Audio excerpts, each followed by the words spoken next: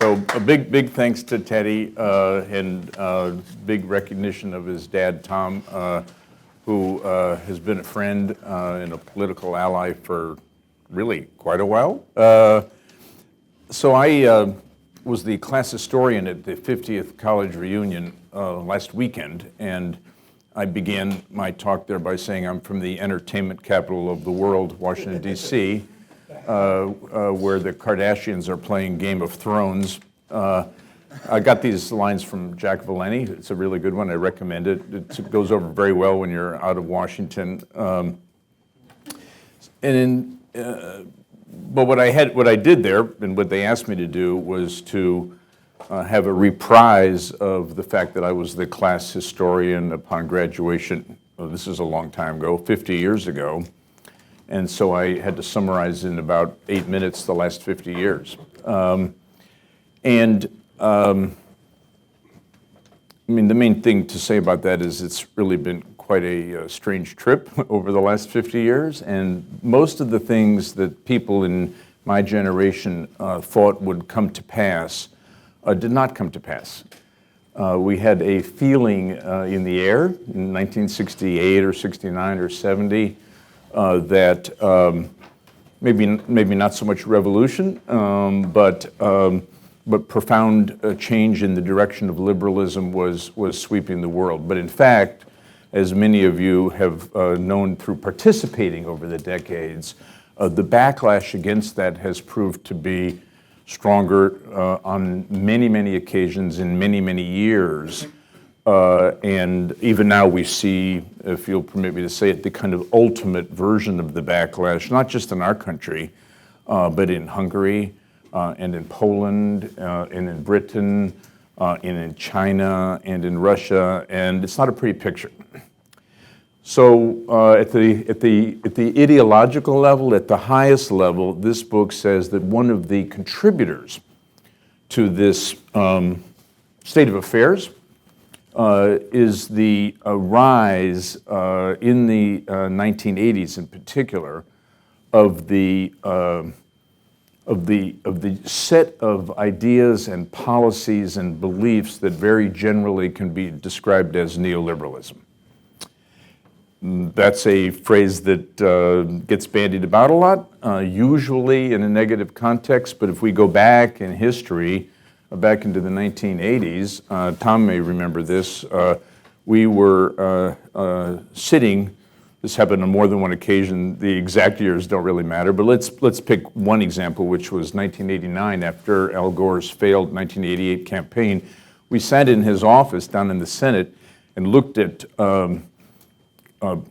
polls that proved with the precision of geometry that it was impossible for a liberal idea, or a much less a liberal Democrat, to ever become president of the United States.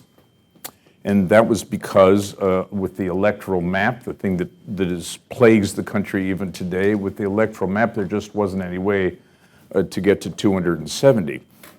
In that exact same time period, my law school classmate, Bill Clinton, in Arkansas, was very seriously engaged in figuring out how to have a position in the political spectrum that allowed him to be actually kind of the champion of Wall Street. Not just friendly to, not just sort of a grudging compromise, but actually the champion.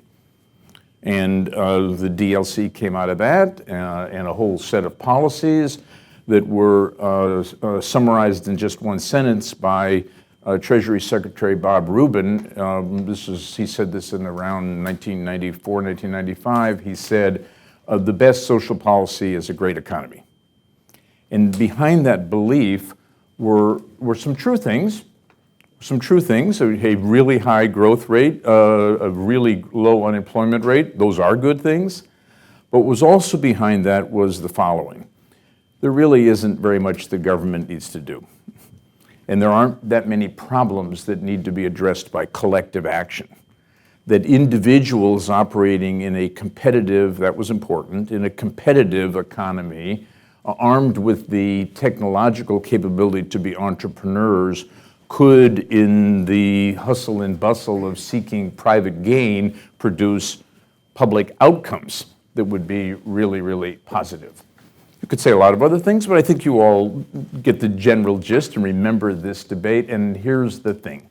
In 2008, that whole worldview was bankrupted. And so it came to pass in the subsequent years that Barack Obama became the last neoliberal president in the history of the United States.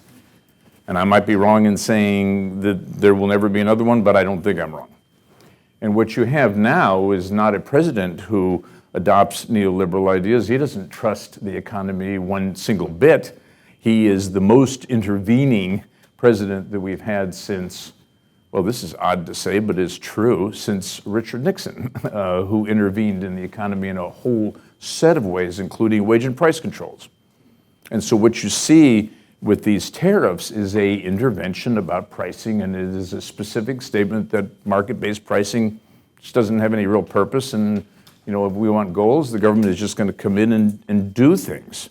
It may not be that I agree with the direction of what President Trump is aiming for, but he's got for all of the incoherence and for all of the vagaries and for all of the misdirections and for all of the language and for all of the inability to wear a white tie, which I thought everybody knew there was only one way. For all of that, he does stand for the proposition that the government will be much, much more forceful in intervening in any respect whatsoever than has been regarded, particularly by Democrats, but also by Republicans, as the right stance for government. Now, where does this come from? He clearly comes from a reaction to the events of 2008 and 2009.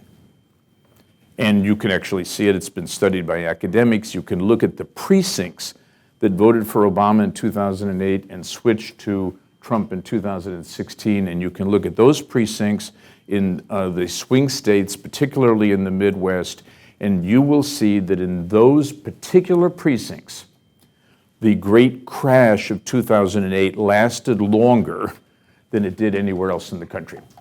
And that those are the precincts and those are the states where the GDP grew the slowest and it took the longest to come back, and those are the precincts and those are the states where wages didn't go up at all or even went down, and those are the precincts where housing foreclosures were really, really high.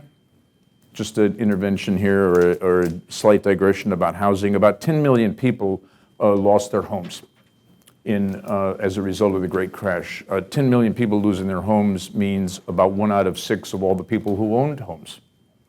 And it means about 1 out of 3 of all the people who had mortgages. Those are big fractions, right? And how did they lose their homes? Some people stopped paying and walked away because the home was so underwater. Some of them got foreclosed. Some of them were put in short sale positions. Some of them just had to sell at any price whatsoever in order to make up for the fact that they had lost their job. There was a variety of different ways that it happened. But 10 million is a big number, particularly in a society that since the Second World War has regarded owning the house as the fundamental way that you would be better off at the end of your work life that you were at the beginning, because the home equity would create virtually all of your savings. So almost all the stock in the United States was owned by 2.5% of the people in 2008. So when in 2009 Barack Obama said this is a great time to buy stocks, he was absolutely right, and he was speaking to an audience that included almost nobody who had voted for him and hardly anyone in the country. Now, with respect to that housing, the housing market in the last 10 years in inflation-adjusted terms is not yet back to where it was in price in 2008. That means there's been essentially no increase in net worth in inflation-adjusted terms for anyone in America, except, of course, people who own stocks. But the housing market has come back quicker in some regions, and those are the sand states. And I'm talking about Florida, Arizona, New Mexico, and Texas. But the housing market hasn't come back in anything that approximates a sense of well-being for a community in the states where people are moving out and the businesses are manufacturing elsewhere and where wages are not going up. And so in those markets, the prices of housing have stayed flat or gone down. And of course, those are the swing states of Pennsylvania, Michigan, and Wisconsin that handed the election in the Electoral College to Donald Trump. So this election of 2016 is a reaction to the events of 2008 to 2016. And I wrote the book. Well, I spent a lot of time on this book, which is not something you really want to hear about, but I finally decided that I had to go ahead and finish it, which means do the last 49 drafts. I finally decided that 2 weeks after the election in November of 2016, because I thought, well, now I know the ending. And it's not a happy story, but now I know the ending. And so that's the reason for the book. Now I want to say, in terms of book process, just two things. Number one, dear friends have said to me, why would you write a book like this? Because you're a card-carrying Democrat, which is certainly true, and this isn't a book that anyone associated with Clinton or anyone associated with Obama would really like to read. Well, I wrote it anyhow because I have enormous respect for both those people, and I've had the privilege of knowing them and talking to them. And the first fundraiser for Barack Obama's presidential campaign that was in a house not owned by David Geffen was in my house in March of 2007, and my son graduated from college in May of 2007, and my wife drove him to Iowa, and he delivered the delegates from 6 counties, total population of 15,000, to Obama, and we are very, very proud that we did all that.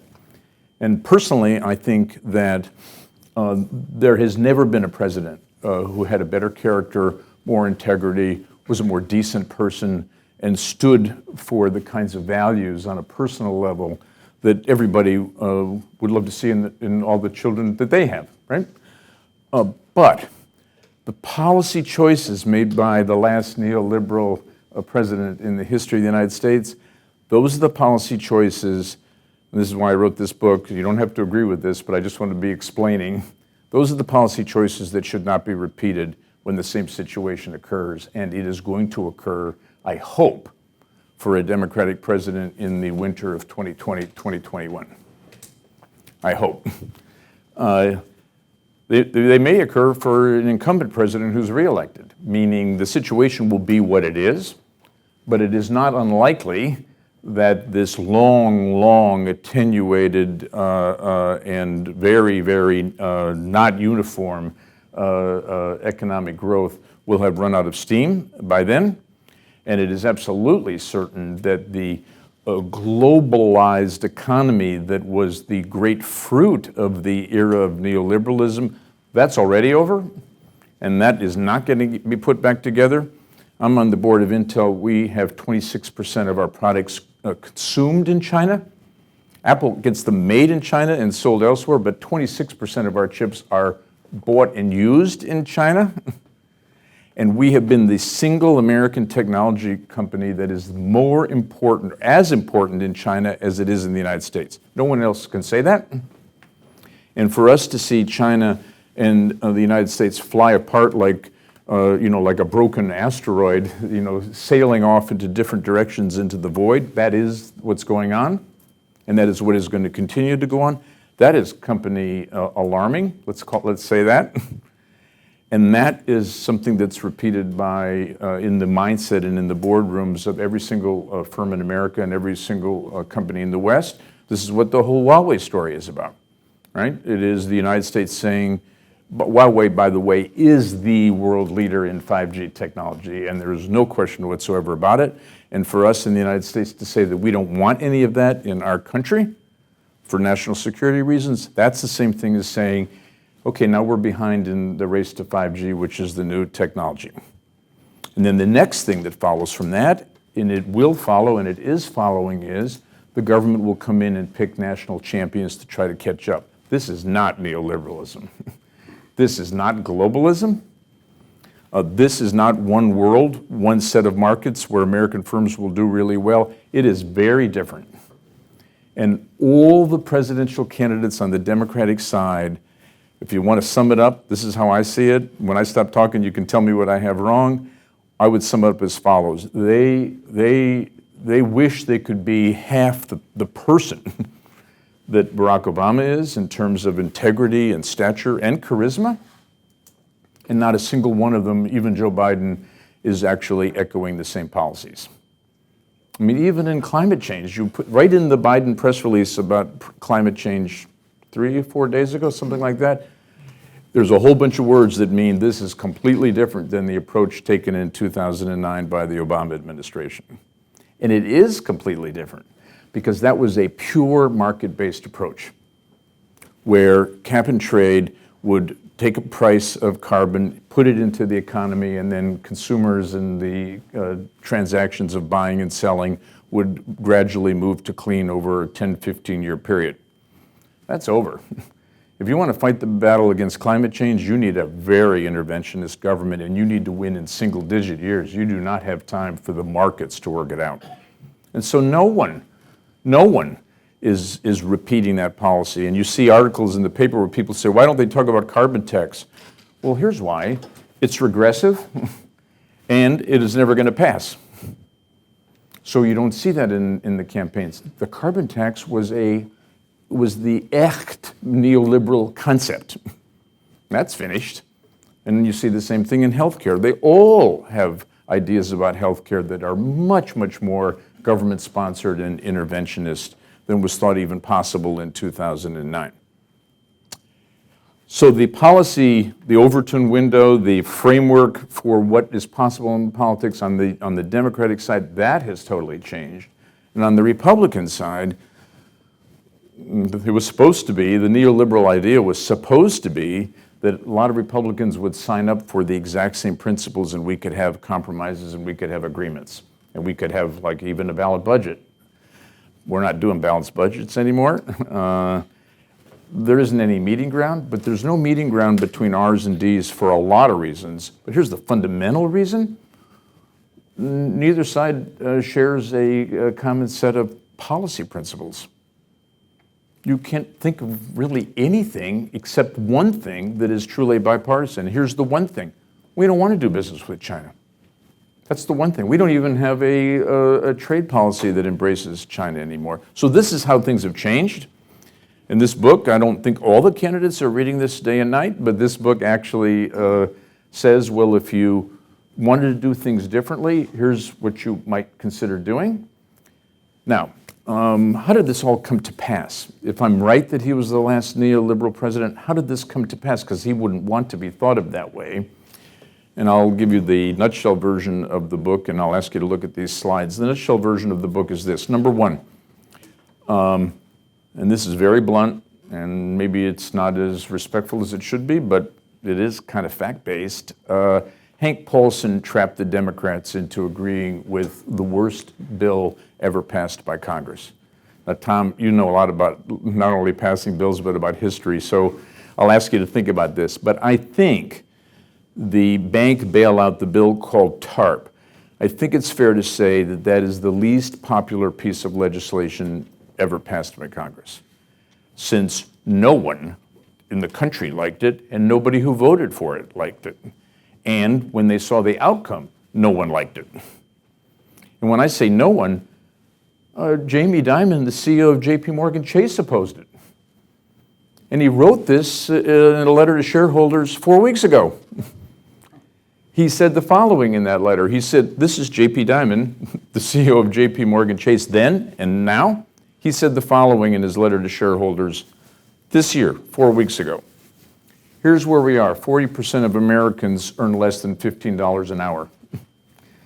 40%. 40% of Americans have less than $400 available to them to deal with a crisis. And the growth of the economy since the Great Crash, this is what he wrote 4 years ago, so he's talking about a 10-year period. The growth of the economy is so small that the way you should think about it is, with normal growth, how much bigger would the economy be? And he puts a number on it, $4 trillion, that's how much bigger. That $4 trillion could easily pay, if it were directed correctly, could easily pay for all the things I'm now going to mention. The complete replacement of the carbon platform for energy with clean power. That's about a $1 trillion number, plus or minus, over the last 10 years. Completely could pay for that.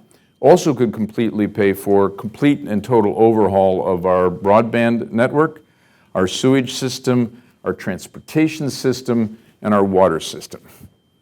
The basic platforms on which any economy exists. And I don't know if anyone has used transportation in China in the last 3 months, 6 months, but if you've done that, or if you just go on YouTube and see what it's like, you will see what happens when you're looking at an economy that 10 years ago decided to have the spending and the stimulus be what it needed to be. That's what they did in China. These are the big picture numbers. Our stimulus package was plus or minus around $700 billion. As Henry Waxman said, it's in the book. We were kind of trapped to a number that was the same size as the money that was appropriated to pay for the banks. Okay, adjusting for the relative sizes of the economy, China chose at the exact same moment a stimulus package that was 3 times bigger. In other words, a number that in our economy would have been about $2 trillion. That's the number that Christy Romer, Berkeley economist, actually figured out in December of 2008 was the correct size of the stimulus in the United States. And we instead had a stimulus that was approximately 1/3 as big, and we got the results that she said were inevitable. So China made the right decision, we made the wrong decision, and we, people involved in this for the last 10 years, have taken the following view. Yes, but we couldn't have done better. And that's because we have political dysfunction. And we could spend a lot of time on whether that's true, but I think the important thing is just look at what actually did happen. And what happened is on the first page here. So this is a document that was published on January 10, 2009. Rahm Emanuel asked for it. It was written by Jared Bernstein and Christy Romer. And it is a document that Rahm said would be useful in persuading people to believe that the stimulus of the 700 magnitude would actually be satisfactory to deal with the great crash. And so the way that they wrote this document was to write in the pale blue at the top. If you don't have it, maybe you can look at our friends. Just look at that pale blue line. What they wrote January 10, 2009, so this is 6 days after Congress had convened, and it's 11 days before the inauguration, and so it's at the exact moment that the Obama Economic Recovery Plan is going to be introduced. And so with this pale blue line, they said the unemployment rate will be 9%, but it'll be declining, and it will be down, if there is no stimulus, the pale blue says the unemployment rate will be a little over 9. But if there is this stimulus, the 700 number, then it'll be this dark blue, and so it will just barely get above 8. And then by the time of the midterm election in 2010, which is Q3 in 2010, by then it'll be about 7.3% and declining. So Tom can correct me on this if he disagrees, but an awful lot of people say that 8% is the plimsoll line in midterms, and if the unemployment rate is below that and declining, you're going to hold your seat if you're a Democrat, and if it's above that and going up or staying up, you're in a lot of trouble. What this chart said in political terms is that the Democrats would hold the House in 2010 with this stimulus, and that Obama wouldn't have too much trouble getting reelected in 2012. This was published on January 10. So the next page is what was written on January 10 at 7:25 a.m. by Paul Krugman. And if you turn to the back, the very last line, Krugman writes, "This plan looks too weak." So one thing that I clearly am eager to admit is hindsight is better than foresight. But in this case, the hindsight actually occurred at 7:25 a.m. on the day the document was published. So this was contemporaneous sight. And how did he know this? Krugman knew this because on January 9, that would be the day before January 10, the Bureau of Labor Statistics published the unemployment numbers for December. First week of the month, they tell you what happened in the previous month, and then later they revise it. And on January 9, those BLS numbers showed that this chart was BS. Meaning the numbers showed that this pale blue line that was the alleged situation in the economy was wrong. And that in reality, the situation was much, much worse. When I asked her, and every person in this book, I think there are about 48 that are quoted, I interviewed them, I taped it, I typed the tapes, I sent them to them, and I said, you can change anything you want. And all the economists edited almost every single word.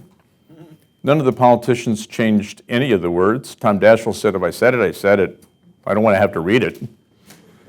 All the economists changed everything. There's not a word in this book attributed to anybody that isn't a word that they approved. My favorite part was Larry Summers. As I was doing the absolute last draft, he said, I just have one more thing to say. And he said, I am going into a dinner party in Florida. He was on the phone, of course. And then he dictated 300 words, which was his complete summary of everything, which is word for word in this book, because I wanted everyone to be able to have their say. I didn't want to trap them. So here's what Christy Romer said. The thing that makes me the saddest about my experience in government is that I was not allowed to tell the truth. And this is what she's talking about. Because it wasn't just Krugman that knew that this was wrong, she knew that it was wrong. But this was not an accident, this was a decision. And the decision that was made by the Obama team in late December and early 2008 and early January 2009 was to listen to Tim Geithner. And Geithner, the nominated Treasury Secretary and just resigned head of the New York Fed, said the following. He didn't say it in exactly these words, but very close. We don't want to tell people how bad things are. If we do that, it will shake confidence among investors. This is a fundamental neoliberal idea that confidence among investors is more important than having a whole society understand a situation and make a commitment to act together. And what he was most worried about, and this is the shoemaker sticking to his last, this is the hammer looking for the nail. I'm not saying he's, for who he was exactly right. What he was most worried about is what he had been dealing with for the previous 2 years, which were runs on banks. And he wanted the bank runs to end, and that was the end and the beginning of his policy framework. It didn't have to be the decision chosen by everyone else, but it was the decision that was chosen by everybody else. So for this fear of confidence being shaken, the decision was made to not level with the American people.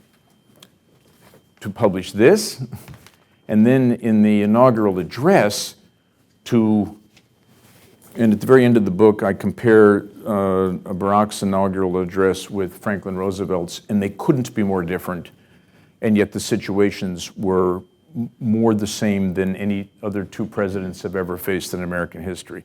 But they couldn't be more different. Because that day inaugurated President Obama did not feel that the way forward for him was to level with the American people about the economy. He felt instead that the thing to do was to move from this topic with the greatest possible speed into the neoliberal reforms in energy and healthcare that in fact are the failed cap and trade legislation and the unpopular ACA. I'm not saying that the desire to have universal health care and to have it be very affordable is wrong. I'm saying it wasn't popular and it wasn't populist, and the result is we're still fighting about it. And in terms of the number of uninsured who are insured because of that, numbers vary, but it is probably less than 10% of the country, meaning that was a goal that in the largest possible sense represented the tweak in a healthcare market, as opposed to what you're hearing from the candidates say right now. That's a way in which President Obama, a very big way in which he is the last neoliberal president. So in sum, what does this book say? It says that based on all the interviews, Hank Paulson trapped the Democrats in this horrible spot because they controlled Congress and because John McCain and Barack Obama and Hank Paulson and all sat in the White House on September 25 in the Roosevelt Room for the very first time in American history, two presidential candidates and the incumbent president meeting in the middle of the election to decide what to do about the economy. And Obama was the only one that seemed to make sense in the room. President Bush, these were the sum total of all of his remarks. If we don't do something, the sucker's going to go down, period. That was the end of his opening remarks and the end of his policy prescribing. John McCain wandered around the topic, couldn't figure out what to say. According to all accounts, Barney Frank teased him and baited him. McCain lost his temper, stalked out, and Barack Obama was left as the only reasonable person in the room. And then Hank Paulson said to him, compressing the next 2 weeks into one sentence, Hank Paulson said the following to him: what you need to do is get the D's to vote for this bank bailout, which was catastrophic. This is still being, politically speaking, and not really helpful economically, as it turned out. What do we mean by that? Well, let's just here's a number for you. $700 billion was in the TARP legislation. The amount that was actually spent to buy stock in the bank companies was less than $300. $400 billion of that 700 was never spent at all. Never spent at all. It wasn't used to capitalize a bank that would bail out home mortgages. It wasn't used to capitalize an infrastructure bank. It wasn't used in any purpose at all. It was just never spent at all. And Treasury regarded that as a success. So things didn't work out.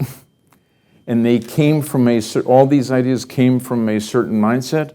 And now when the situation comes again, as it surely will, if not in the winter of 2020, 2021, it'll come some other time. I guess the hope is that we can learn from history because we don't have anything else to learn from. And thanks for inviting me.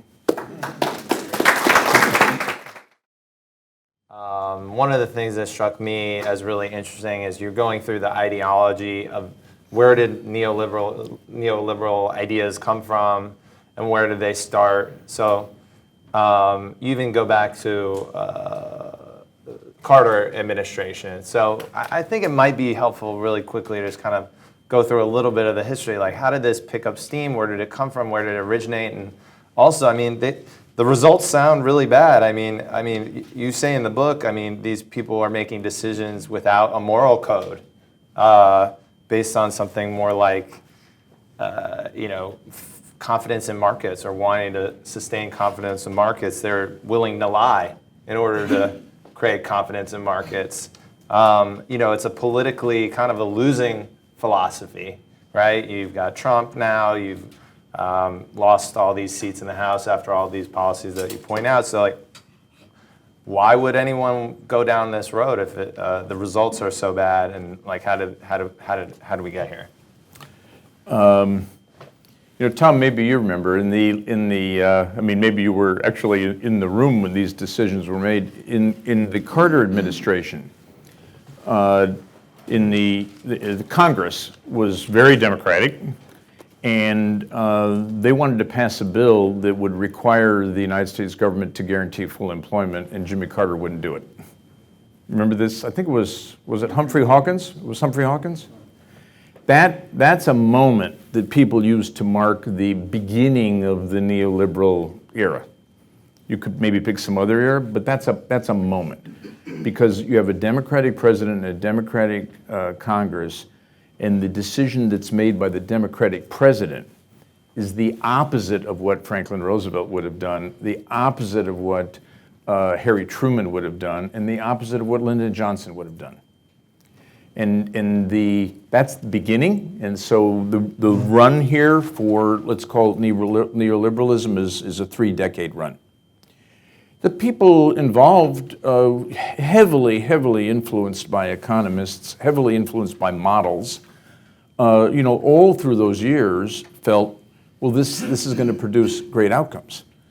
And in many ways, I would say the neoliberalism represents a reaction to what we also know commenced in the 70s, which is with the 2 oil shocks, the fundamental framework of the American economy was horribly disrupted. And that's the moment when we now know that productivity gains started not being translated to income gains among workers, and that's the moment when wages stop increasing or only barely increase, but wealth starts going to the really rich. And this is the story of the 50 years since college, right? Or at least since around 1979. So they had good reasons to think this, but in the moment of crisis, which was 2008, with all the models and all the predictions of economists being proved to be wrong, that was the chance to be bold. But government boldness had been ruled out as a good idea for the previous 3 decades. And so the framework, the range of things that were possible to discuss, that's what was so limited. Let me go on a little bit too far and say this. So Elizabeth Warren, of course, says, what we need to do is restructure student debt. All these ideas, there was somebody to have every idea in that transition period in 2008 and 2009. I remember clearly, one of the ideas was the government should take all of student debt and refinance it at the lowest possible rate, which of course, since the Fed was dropping the rate, would have meant that all student debt would drop to an interest rate of about 1% and was running, if I recall right, at about 7%. So that's what refinancing would have done. And student debt was about, if I have the number right, about $700 billion. Among the things that were not discussed was this. If it's really hard for young people to get a job, maybe they actually will go to school. Maybe they'll go back to school, or maybe they'll finish college. But they won't have any money, so they'll be borrowing. So it's likely that the Great Crash will cause the volume of student debt to go up. Even more important to have low interest rates. Well, here's what happened. Student debt is now nearly $2 trillion. The rates are staggeringly high. The current administration loves it. It has gotten rid of the regulations that were meant to inhibit this. It was a huge opportunity to do something not unlike the GI Bill for the youngest generation, but nobody was willing to do it because it interfered with the financial system of the United States, and we should let the market set the rates. That's what happened with student debt. Not surprisingly, in 2016, Bernie Sanders latched onto this, and now you see in this campaign that many candidates want to do something about it. All the candidates, they don't want to say anything bad about Barack Obama, and as a human being, why should they? There's nothing bad to say, but not a one of them is advocating the same policy choices that were made in the crash of 2008. So I want to push back a little bit or I'll play devil's advocate. Please. On this idea that neoliberalism has been defeated or is not coming back in the Democratic Party or is a thing of the past. In the book, you say it a lot, people are policy. The same people we're looking at if Joe Biden wins, for example, are going to be back in power. I mean, these are going to be Clinton. These are going to be your friends. They're going to be right back in. Will they be older and wiser? I mean, I'm curious about that. I wonder where you get this optimism from, because I'll see Joe Biden on TV say, why are people so worried about China? I mean, literally say the exact opposite of what you just said here, that that's never going to happen. And then I look at the list of people he's going to hire. I mean, these are all Clinton administration people. And what's interesting, I think, is that you're the only Clinton person who admits that this is a failed policy vision. The only person I've met who says this is a thoroughly failed ideology. And so how can you be... It's interesting that you're so optimistic that it's over, but I'm a little bit at a loss for where that comes from.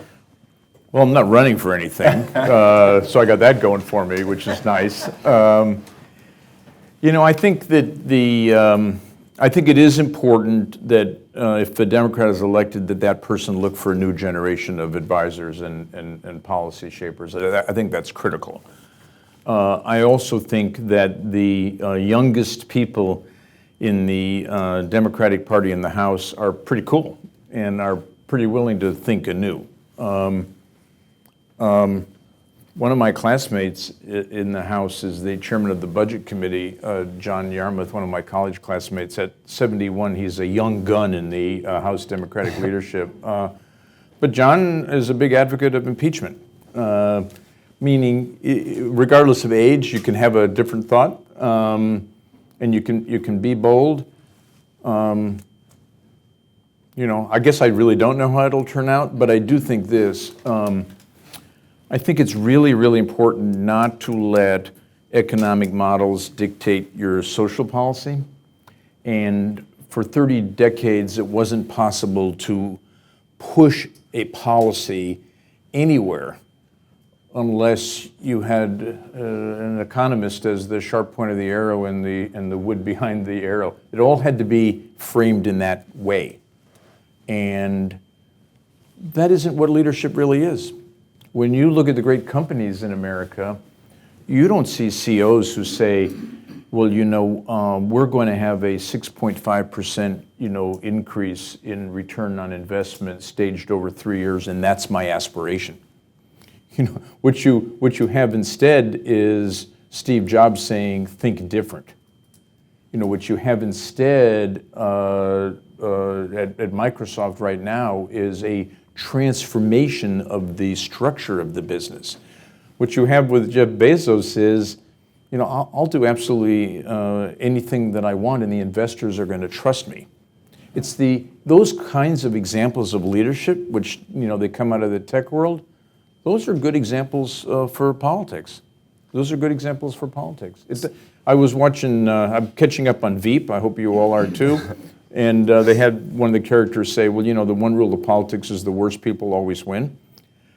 Maybe you might think that right this second, but it isn't been my experience. And Tom didn't have that experience. I mean, it's possible to have real leaders in politics, and sometimes it's only 500, hanging chads in Florida that don't get you the real leader and get you somebody else. But despite that, if a different style of leadership is what we see in the next president with different people, the different ideas will follow. One last question, then I'll turn things over to the audience. But you mentioned the tech leaders, and I thought you mentioned in your talk that competitive markets was something that was important in this kind of laissez-faire sort of libertarian almost kind of economic philosophy that is sort of dominant. But what we've seen is an incredible amount of consolidation since the Clinton administration, in particular in the defense sector, and concerted, and they wanted that. They asked for that. So, and there's a kind of I think a complementary narrative from other people about the return of populism and the abandonment of populism by the Democrats in the 70s and 80s, as also putting us down, the party down the same path. And I wonder what your thoughts are on all these proposals for enhanced antitrust enforcement, enhanced competition policy, breaking up the tech platforms, breaking up big companies, and whether that, because it does sound a little bit like your vision allows for that, and I'm wondering if that... It's a great question. Because I was an antitrust lawyer, I managed to convince our friend Gore that an antitrust lawyer who knew nothing about communications regulation should be the FCC chair. And after extensive interviews that lasted 8 or 9 seconds, he pitched that idea to Clinton, who said he'd already given the job away to somebody else, who then pulled out because it was sort of an obscure post, which is why I thought I could get it. So then I got to be that. And I got to be confirmed. Tom helped me out on this so much. I was confirmed as the FCC chair the same month that the internet was commercially invented through the invention of the Mosaic browser, and Congress asked the FCC to invent the digital cellular industry. That's called luck. And we really took competition and multi-firm competition as the pillar of dealing with all these changes.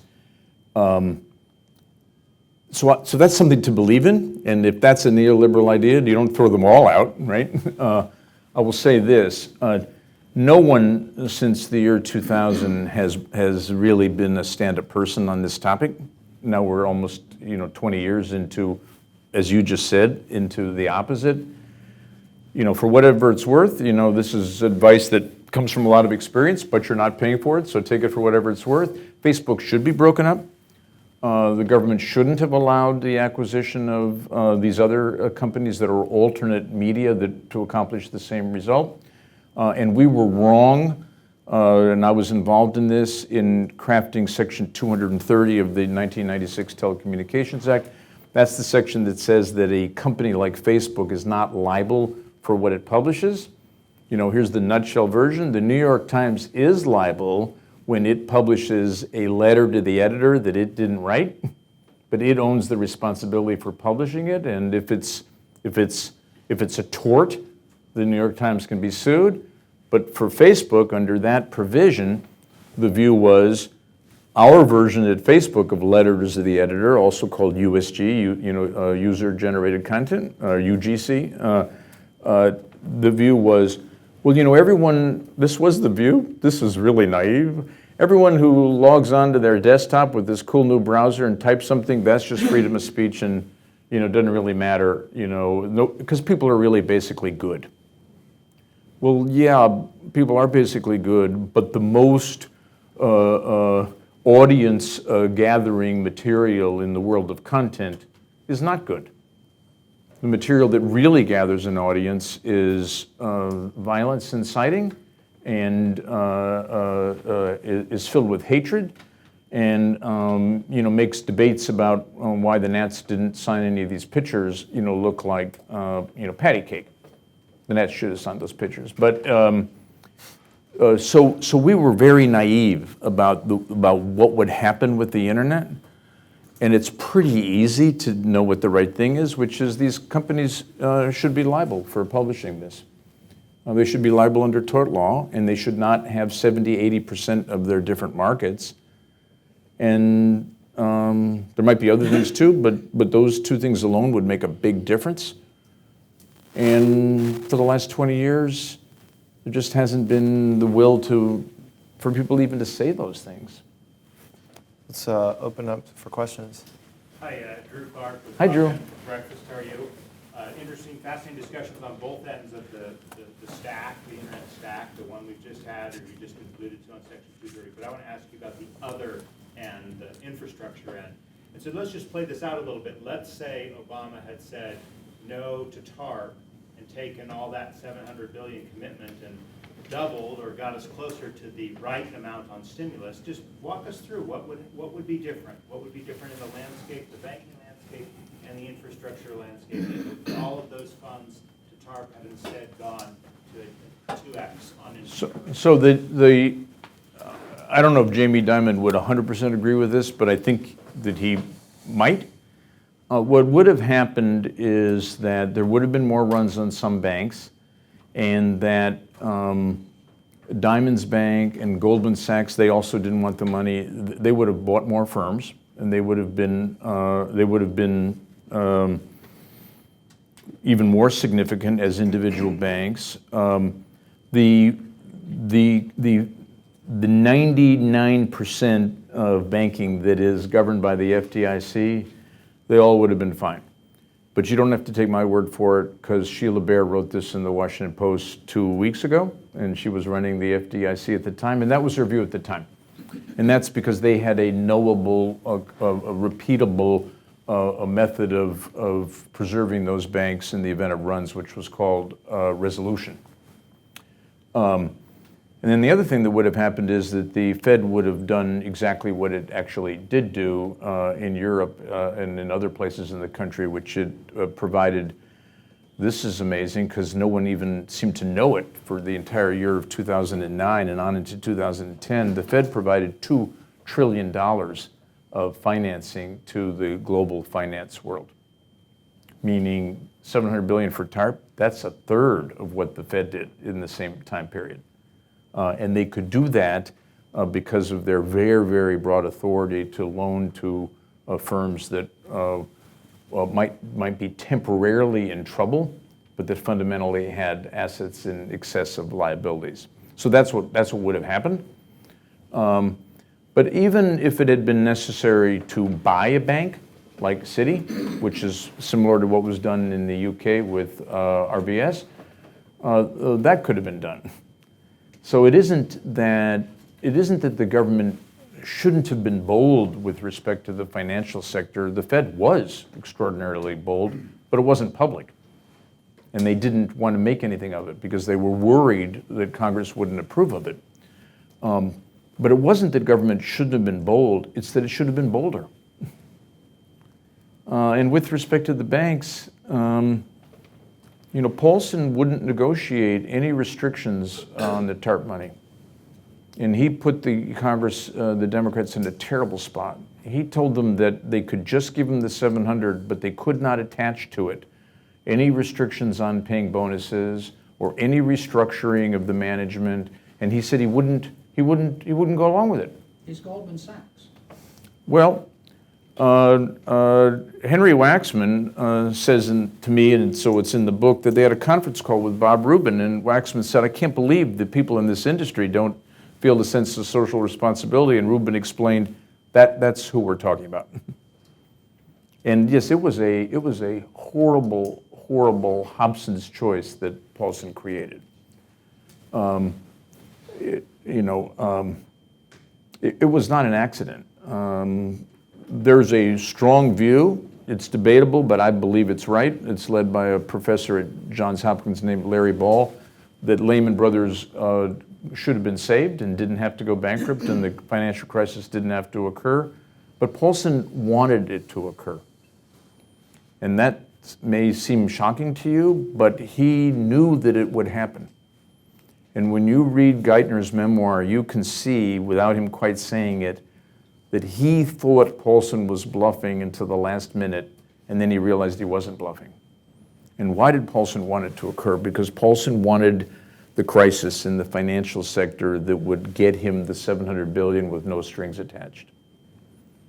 And you cannot accuse Hank of not being cunning. You have to, that's the Goldman Sachs part, really smart. He wanted it, and he got it. The crisis was much worse than he and Bernanke thought it would be, but they wanted it. So when you play all that back, if you could have it all be different, the starting point is they never should have let Lehman go bankrupt. Louis Caldera from University. Are you saying that the neoliberal consensus around free trade, competition, markets failed, or that it is gone because there isn't popular support for it, certainly not among a lot of Democrats? Because it seems to me that one of the ways a Democrat wins is not by embracing socialism, but by all the business people who are scared to death of Trump because of his intervention in markets, it is by being more neoliberal for trade. Yeah, for yeah. markets. Great, it's a great question. Here's what I'm saying. The trust in markets and the reliance on competition, I would argue, has failed not because it's fundamentally all wrong, but because it's absolutely never enough. That's the first thing I'm saying. It's absolutely never enough. And what's happened is that the baby of collective action expressed through government was thrown out along with so many other things. And what is the biggest single example? You can't trust markets to solve the climate change problem. It would be really nice if you could, and had we actually had a meaningful carbon tax approximately 20 years ago, maybe we could have, but now it's too late. That's what I'm saying. Too late to have that kind of mechanism work, especially when something like 96% of all electricity is delivered through a regulated monopoly. So there isn't any competition idea to begin with, right? Even those of you who, in Maryland, for example, say, I want to buy only clean power and pay a little more, you do know you're not buying clean power. Maybe you don't know. What you're buying is a renewable energy credit in a credit market because there is no mechanism to deliver wind power to you. So in that market, the notion that you're going to have a competitive market-based solution, you're going to have a government intervention solution if you're going to do anything at all. That's what I'm saying. So it's never enough. That's what I'm trying to say. And there are other markets where it just is never going to be enough. One of them is the market that Google is in, the market for search. You cannot snap your fingers and say, well, there are going to be competitors in search that are going to divide the market share so that Google doesn't have 75 to 80% market share. You're not going to get that.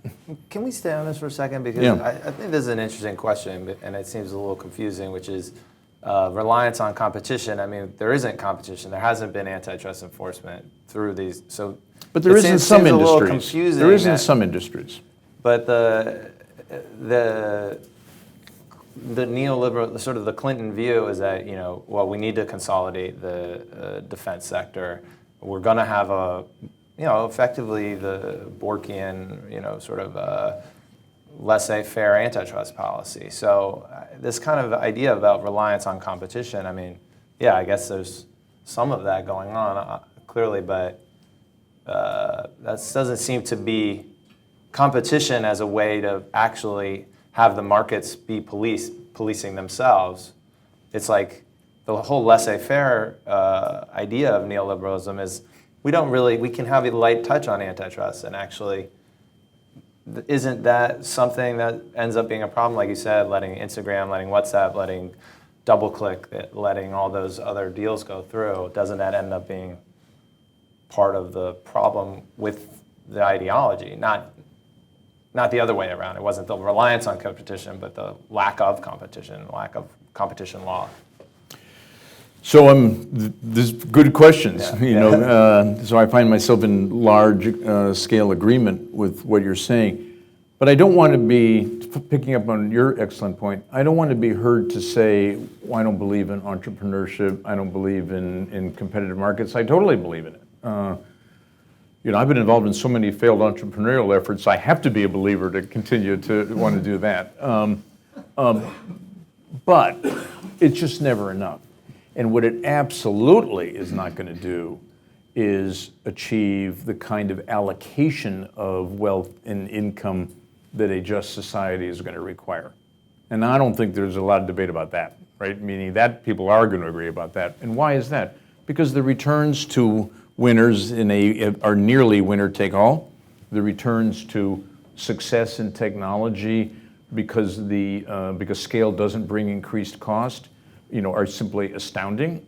And so therefore, you need to have a more proactive reallocation of wealth and income, and especially of opportunity. That's where I think we should come out. which for 30 years just really wasn't part of the toolkit. Not really. Hey, Tom. I've had Barney explain to me the incident where Hank Paulson falls on his knees in front of Nancy in the White House. And I have some sympathy to the fact that the TARP bill had been defeated first in the House. They then had the White House meeting, and McCain, as you suggest, behaved very poorly, so much so that Judge Gregg told me afterwards that he wasn't voting for McCain for president. But I realized that Paulson had tried to limit what they could get, but at the same time, you had the Democrat, you had Obama, you had Geithner, all saying that this was essential that they do, or the world would collapse. They didn't just talk about a few banks. They thought that one of the AIG and others, that you could have a worldwide depression. Now that's the Secretary of the Treasury saying that to you. Other prominent Democratic leaders. You really expect Barney, who is certainly one of the smartest members of Congress, who Nancy relying on Barney, to think at that particular inflection point, during that crisis, that we're going to hold out here to get a couple of the things that you suggest and I would have voted for about CEO salaries and other things like that. They did get something. It's very, very hard, and I was very sympathetic. I'm going to read your book. I haven't yet. I would just point out one thing that I always thought about Obama, that he was a very, very smart and capable man with enormous ability to explain things, but that he didn't do a very good job of explaining things or a very effective way. And he was also hampered by the fact that he had been 4 years in the Senate, which should tell us all about, certainly this president would prove that fact, that experience does matter. Lyndon Johnson, when John F. Kennedy was killed, hid almost for 2 weeks during the funeral services of that time. This is what Carroll reports in The Path to Power. And he decided that the one thing that was going to define his presidency from this crisis was being successful on civil rights. And he was successful on civil rights.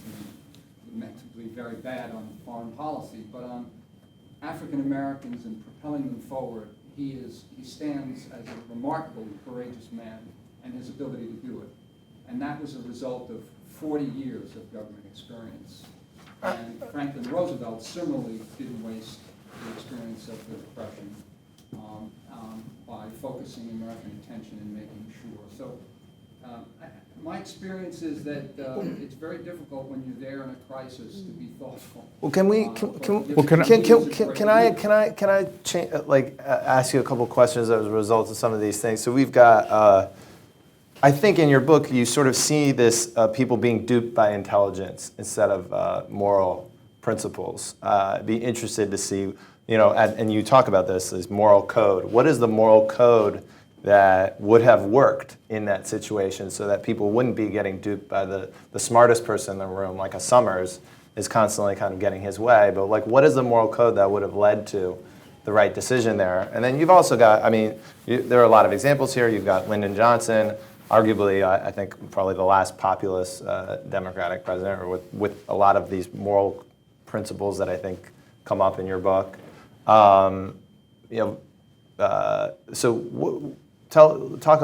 like to hear a little bit about what you have in the book that kind of addresses extracting this moral code from this intelligence idea. You've heard the expression double down. This is a double downy. So yes, back to your very first point. Boy, do I ever agree with that. I talked to Barney, I talked to all these folks, but it's also easy to imagine. You can be the Speaker of the House, Nancy Pelosi. You can be incredibly smart, Nancy Pelosi. You don't have a staff of thousands.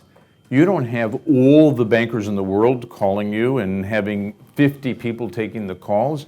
You have to have the Treasury Secretary synthesize it in the moment. Absolutely right. I'm trying to say the following. That's the situation Hank Paulson wanted to create, where he was in charge. It wasn't an accident. And I am a dissenter from the received view that it all just happened and he did the best he could under the circumstances. I'm on the other side of that. There's another guy who's on the other side of it who has a lot of stature to speak to this is Adam Tooze, a professor at Columbia, who's published a book called Crashed, which is much, much more about the entirety of the Western economy. And I'm happy to say that we reach similar conclusions from a very different background. I'm basing mine on 50 some odd interviews. He's basing his views on no interviews, but lots of number crunching and lots of data out of Europe, and comes out in a very, very similar place. What's your repeat name? Which part? Tooze. Let me say one more thing, Paul. Just give me one. Let me say one more thing about that. In a nutshell, the standard operating procedure since the late 1990s was when a financial firm not regulated by the FDIC got in trouble and was regarded as pivotal to the economy, they would be saved. And they would be saved by the Treasury and the Fed doing whatever it took to save them. And that was a program, unwritten but totally understood by Wall Street, that was championed by Summers when he was the Treasury Secretary. And it was also done under Rubin vis-a-vis Mexico. And the view was, when there's a really big problem, these experts will solve it, and it'll be company by company. Fine. But then when you got to 2007, not 2008, it began to happen with rapidity, with one company after another, especially in Europe. Paulson's view was procrastination.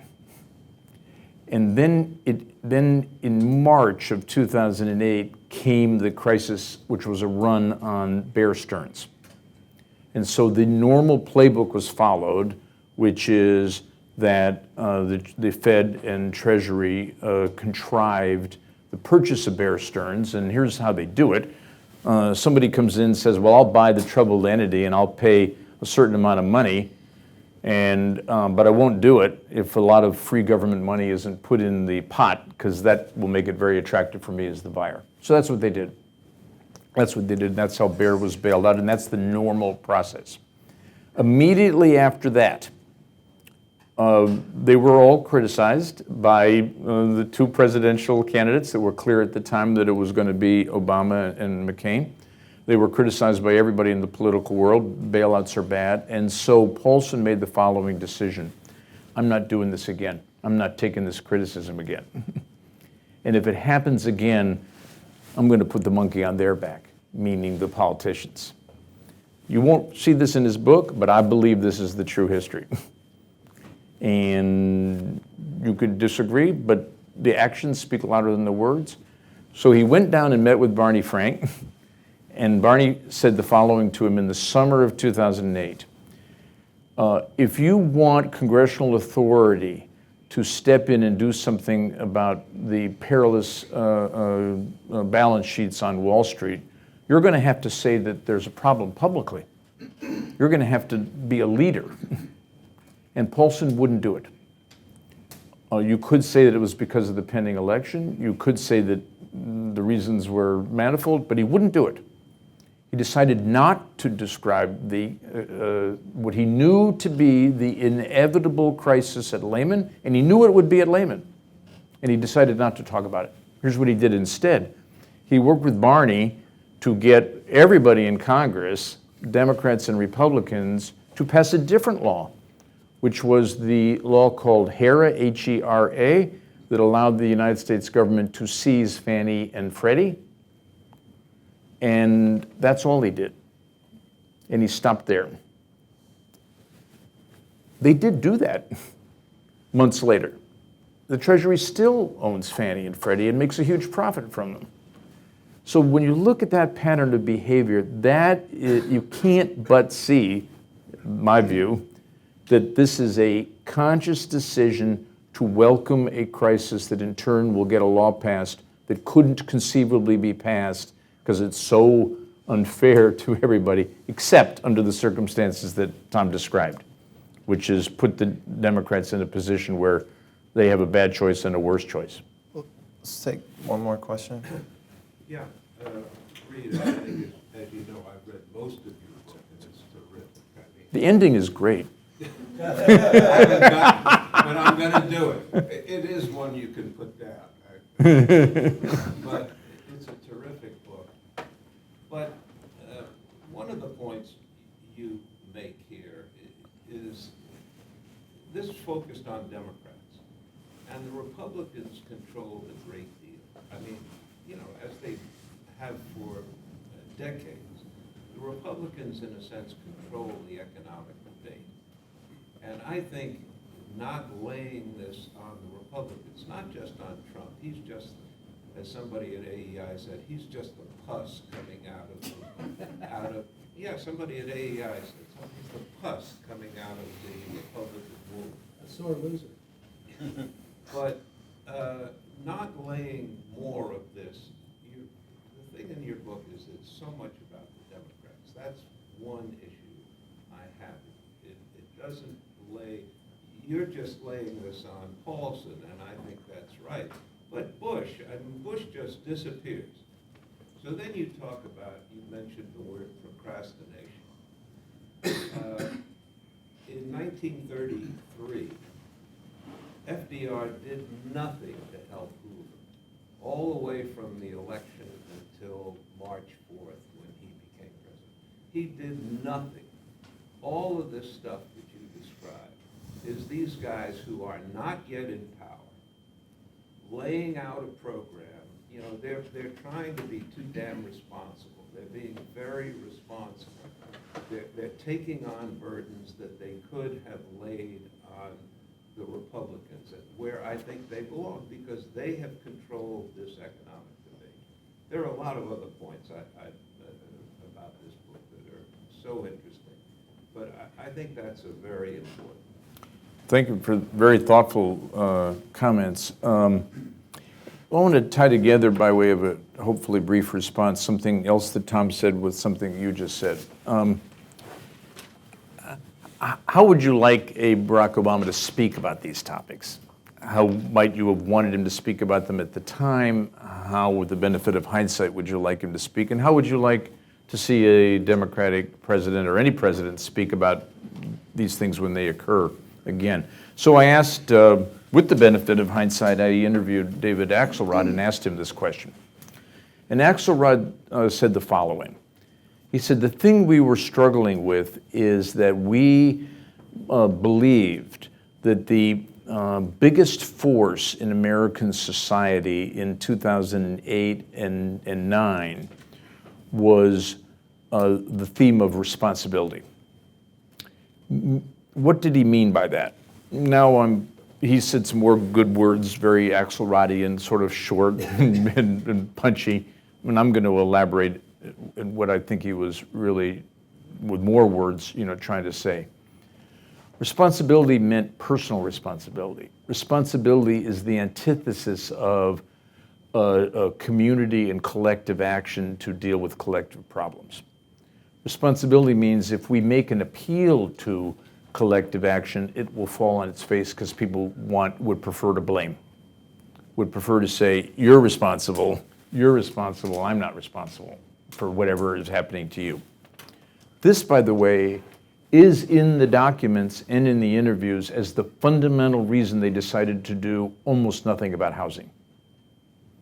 And that was, they felt that it would be politically untenable because the view with housing was, sure, 10 million are losing their homes, but that's not my fault. And it was housing that was actually the spark of the Tea Party movement, not healthcare, which it morphed into being anti that too, but it was actually the first Treasury housing plan, which was about this big, and that led to the Tea Party movement, fanned by one of the commentators on CNBC, who now is the Secretary of Commerce, Wilbur Ross. In any case, so that's the way that Axe felt that his guy, Barack Obama, was limited in what he could say. That there just wasn't any audience for the idea of society. And it was, what, 22 years earlier that Maggie Thatcher said there's no such thing as society? So this debate, there's only you and me and there's families, but there's no such thing as society.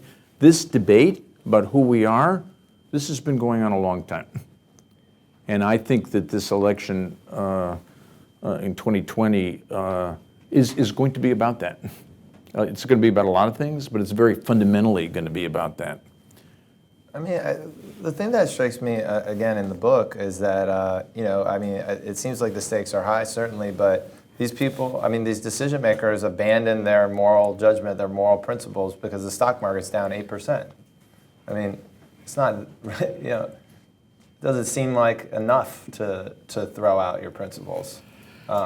So I come back to that, and you say that the moral code, they didn't have a strong enough moral code. Like, what is the moral code? Like, who needs to be, what needs to be foremost in your mind and in your moral principles to make the right decision in that moment? What do you think? What do you think it is? Well, I guess I would put it to you, since you have the a wonderful opportunity of being the rising generation. Is Axelrod right?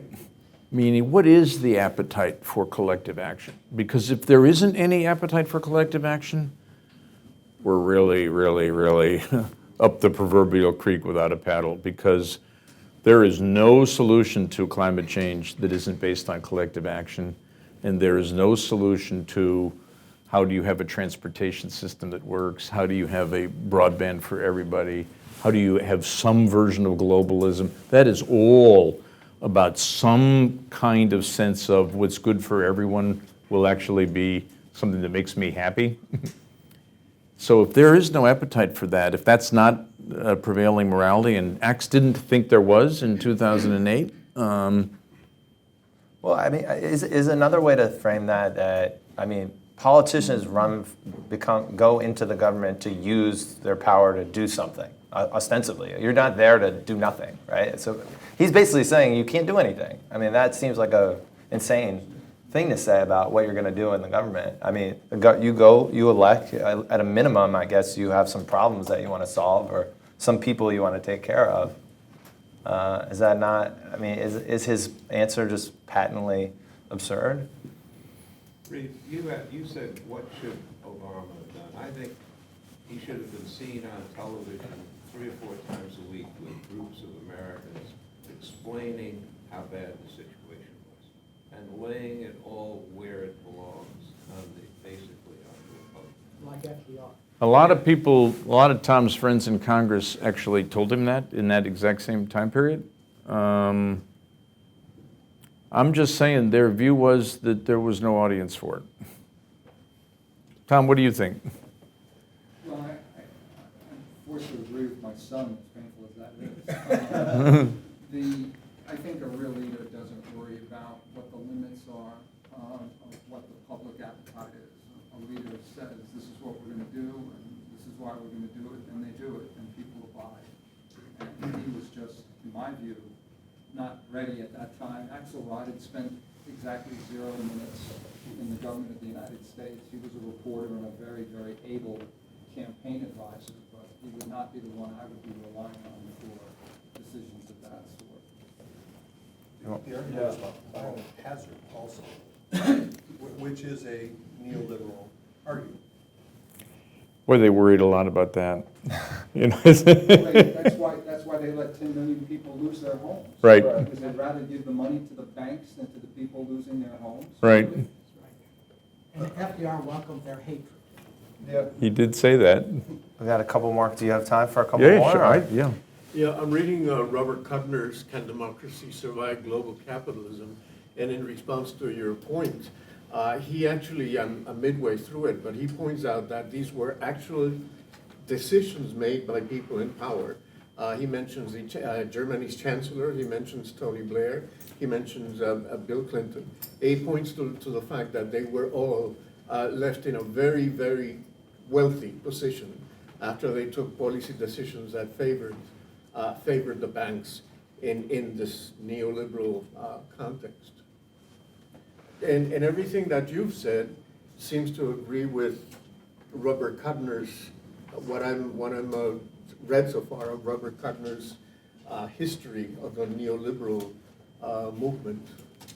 Yeah. Are you in agreement with him? Yeah, no, Kuttner also is one of my closest friends because he published a positive review of my book. And if any of you post anything nice on Amazon, I will put you in the same affinity group. So I guess we really have to go. Teddy, thank you so much. Thank you so much for doing this. Thank you. Thanks a lot, folks.